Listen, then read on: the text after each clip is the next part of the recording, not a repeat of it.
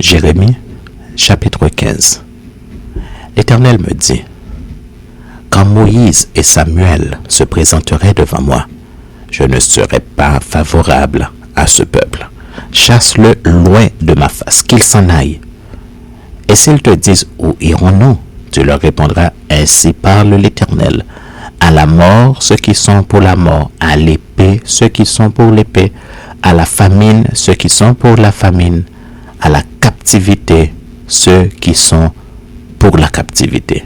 J'enverrai contre eux 4 espèces de fléaux, dit l'Éternel. L'épée pour les tuer, les chiens pour les traîner, les oiseaux du ciel et les bêtes de la terre pour les dévorer et les détruire. Je les rendrai un objet d'effroi pour tous les royaumes de la terre à cause de Manassé, fils d'Ézéchias, roi de Juda, et de tout ce qu'il a fait dans Jérusalem. Qui aura pitié de toi, Jérusalem? Qui te plaindra? Qui ira s'informer de ton état? Tu m'as abandonné, dit l'Éternel. Tu es allé en arrière, mais j'étends ma main sur toi et je te détruis. Je suis là d'avoir compassion. Je les vanne avec le vent aux portes du pays. Je prive d'enfants, je fais périr mon peuple qui ne s'est pas détourné de ses voies. Ses veuves sont plus nombreuses que les grains de sable de la mer.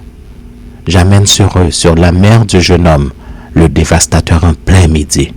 Je fais soudain tomber sur elle l'angoisse et la terreur. Celle qui avait enfanté 7 fils est désolée. Elle rend l'âme. Son soleil se couche quand il est encore jour. Elle est confuse, couverte de honte. Ceux qui restent, je les livre à l'épée devant leurs ennemis, dit l'Éternel. Malheur à moi, ma mère, de ce que tu m'as fait naître homme de dispute et de querelle pour tout le pays. Je n'en pointe ni ne prête, et cependant, tous me maudissent. L'Éternel dit, certes, tu auras un avenir heureux.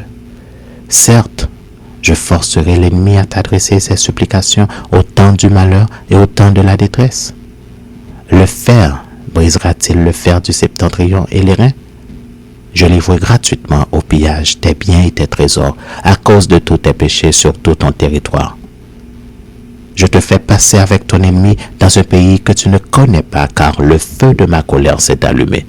Il brûle sur vous.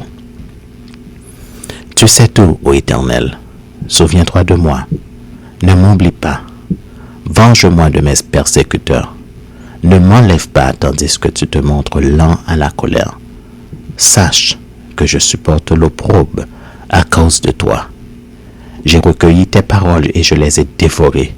Tes paroles ont fait la joie et l'allégresse de mon cœur, car ton nom est invoqué sur moi, Éternel Dieu des armées. Je ne me suis point assis dans l'assemblée des moqueurs afin de m'y réjouir. C'est à cause de ta puissance. Je me suis assis solitaire, car tu me remplissais de fureur. Pourquoi ma souffrance est-elle continuelle? Pourquoi ma plaie est-elle douloureuse et ne veut-elle pas se guérir? Serais-tu pour moi comme une source trompeuse, comme une eau dont on n'est pas sûr? C'est pourquoi ainsi parle l'Éternel. Si tu te rattaches à moi, je te répondrai, et tu te tiendras devant moi. Si tu sépares ce qui est précieux de ce qui est vil, tu seras comme ma bouche. C'est à eux de revenir à toi, mais ce n'est pas à toi de retourner vers eux. Je te rendrai pour ce peuple comme une forte muraille d'airain. Ils te feront la guerre, mais ils ne te vaincront pas, car je serai avec toi pour te sauver et te délivrer, dit l'Éternel. Je te délivrerai de la main des méchants, je te sauverai de la main des violents.